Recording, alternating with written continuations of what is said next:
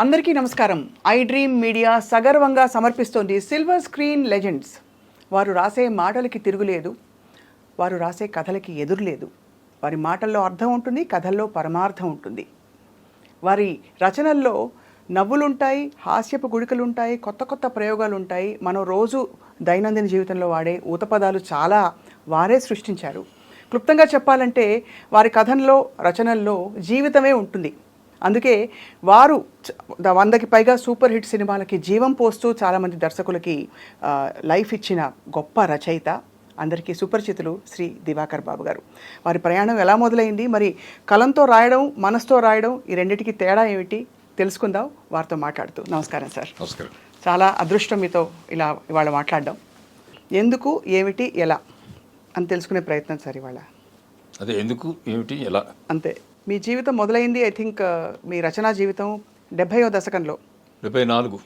ఈ సంవత్సరం 50 సంవత్సరాలు పూర్తి చేసుకుంటున్నారు. 50 సంవత్సరాలు పూర్తయిన సందర్భంగా మీతో ఇంటర్వ్యూ. అంతే సార్.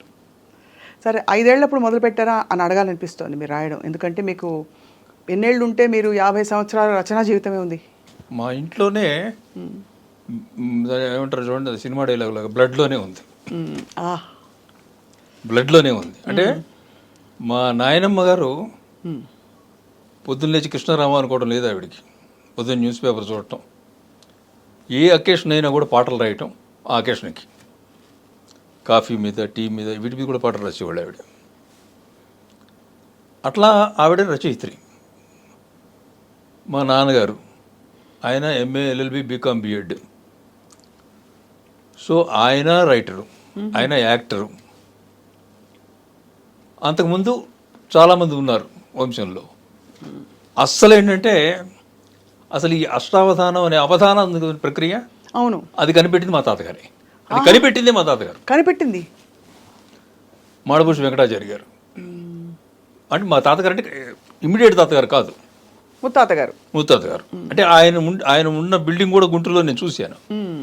యాక్చువల్ న్యూజిబోర్డ్ సంస్థానంలో ఉండేవారు ఆయన ఫస్ట్ అసలు అవధానం అనేది కనిపెట్టింది. కాబట్టి ఏంటంటే బ్లడ్లోనే ఉంది రచన అన్నది.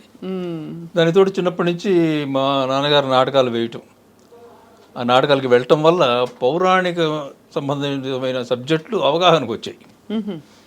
కృష్ణుడు అనేవాడు ఉంటాడు, భీముడు అనేవాడు ఉంటాడు, ఈ పాత్రలు ఇవి, ఈ కథలు ఇవి అని చిన్నప్పుడే ఆ కథలు తెలిసాయి. ఆ తర్వాత అట్లా నెమ్మదిగా యాక్టింగ్లో దిగి చిన్న చిన్న నాటికల్లో వాటిలో వేషాలు వేస్తూ, కాలేజీల్లో డ్రామాల్లో యాక్ట్ చేసి, తర్వాత తెలియకుండానే రచయిత అయ్యా. అది ఎందుకు అయ్యానో తెలియదు. ఇది ఒక చాలా పెద్ద విస్తారమైన అంశం కదా సార్. నాటకాలు అంటే మీరు నటించవచ్చు, నాటకాలు రాయొచ్చు, పాటలు రాయొచ్చు, మాటలు ఏదైనా చేయొచ్చు. ఇందులో ఇది నేను చేయబోయే పని అనే ఒక క్లారిటీ, ఒక స్పష్టత ఎప్పుడు వచ్చింది మీకు? మంచి ప్రశ్న అడిగారు. నేను బేసికల్గా యాక్టర్, తర్వాత డైరెక్టర్ నాటకాల్లో. చేసిన తర్వాత మనకి ఎవరిస్తారు కొత్త నాటకాలు? అప్పటికి లబ్ధ ప్రతిష్ఠులైన నాటక రచయితలు వాళ్ళు ఉంటారు కదా, వాళ్ళు మంచి టీములకి ఇస్తారు, పెద్ద టీములకి. మనకెవరు? సో మనం ఏదో ఒకటి రాసుకోవాలి అంటే ఈ లోపల ఎవరో అడగటం, రాయటం జరిగాయి అనుకోండి, నేనే డైరెక్ట్ చేసేవాడిని, నేనే యాక్ట్ చేసేవాడిని, కాంపిటీషన్స్కి వెళ్ళేవాళ్ళం. అయితే ఏమైందంటే నేను బ్యాంకులో ఉద్యోగం, నాకు ట్రాన్స్ఫర్లు ఉండేవి. ఇక్కడ టీంను ఫామ్ చేసి అంతా తయారైన తర్వాత ట్రాన్స్ఫర్ అయ్యేది.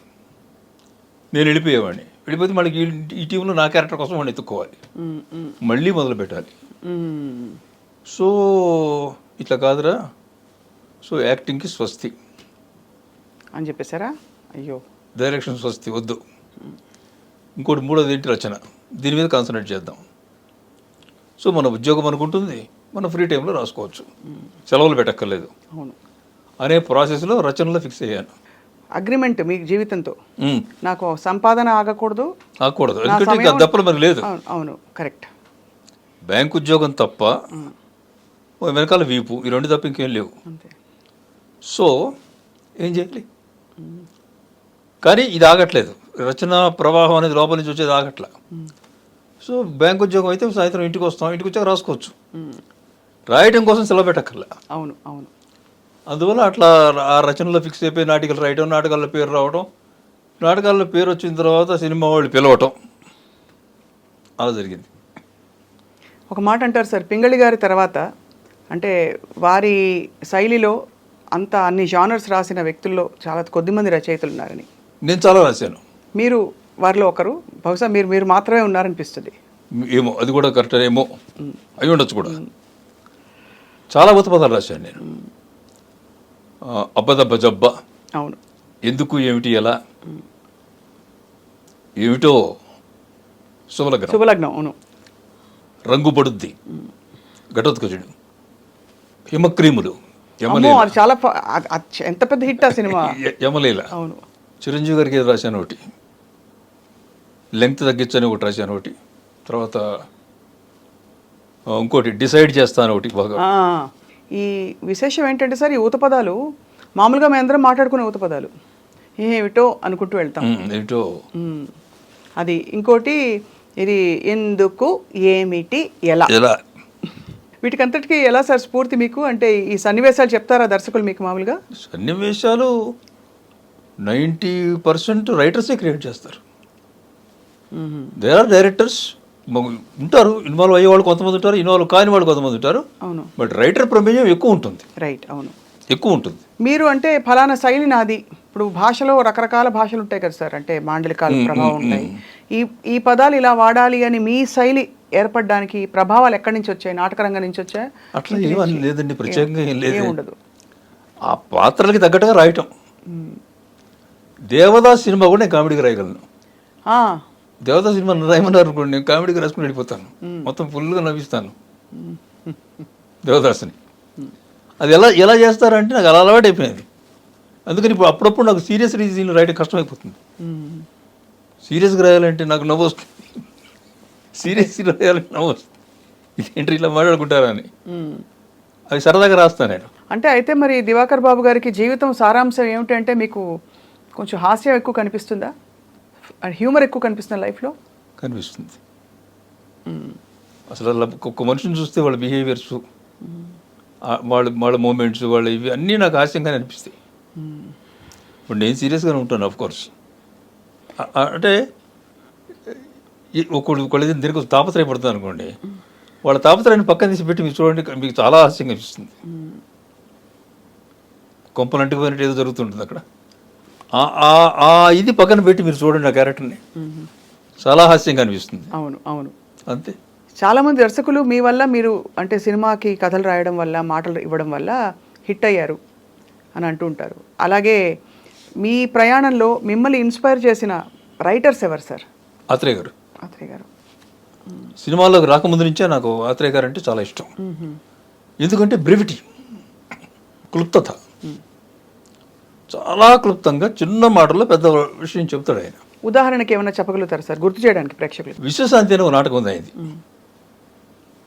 దాంట్లో జనం అందరూ గాలివాన వల్ల దీనివల్ల మొత్తం ఇళ్ళన్నీ పోగొట్టుకుని ఆ ఊరి పెద్ద ఒక ఆయన ఉంటాడు, ఆయన తల్లి ఒక ఆవిడ ఉంటుంది, ఒక క్యారెక్టర్, ఆవిడ పేరు భారతమ్మ, ఇది క్యారెక్టర్.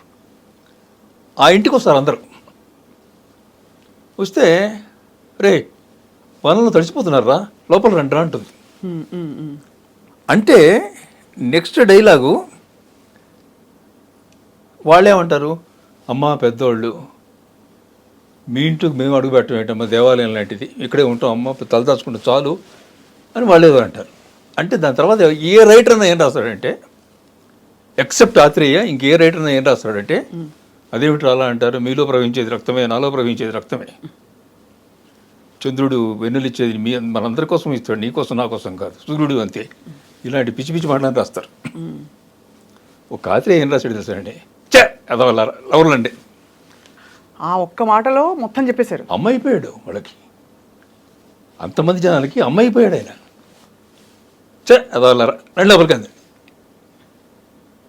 ఆత్రేయ మాత్రమే రాయగలరు. ఆత్రేయ గారు మాత్రమే రాయగలరు, మీరు మాత్రమే అది పసిగట్టుంటారు. తెలిసిందండి, చాలా మంది తెలిసింది. అని తెలిసిందా? అంటే ఒక వాక్యంలో ఉండే ఆంతర్యం అది మీరు పట్టుకున్నారు. అది